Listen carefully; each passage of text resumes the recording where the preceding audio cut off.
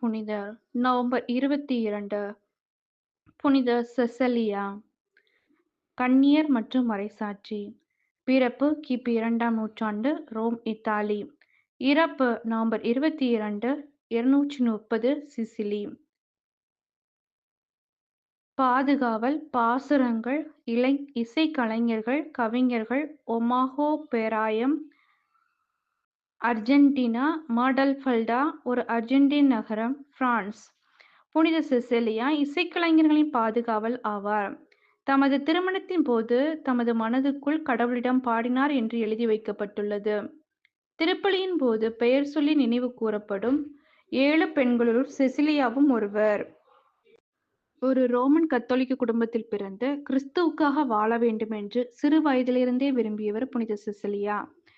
இளம் வயதிலேயே தன் கன்னித்தன்மையை கடவுளுக்கு அர்ப்பணம் செய்ததால் திருமணம் செய்து கொள்ள விரும்பவில்லை.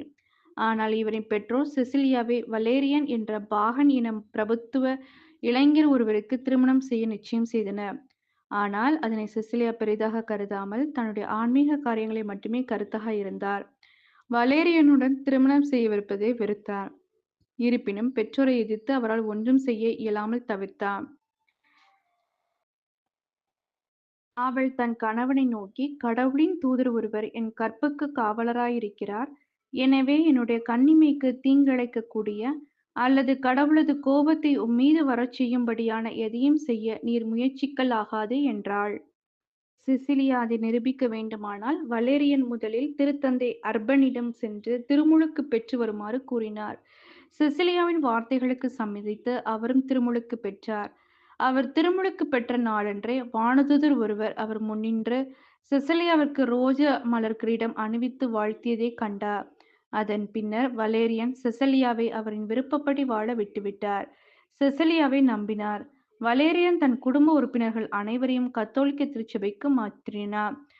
அவர்கள் அனைவரும் மனமாற்றம் பெற்ற நாளிலிருந்து செசிலியாவிற்கு பணிந்து இரவும் பகலும் அவருக்கு பணிவிடை புரிந்தனர்.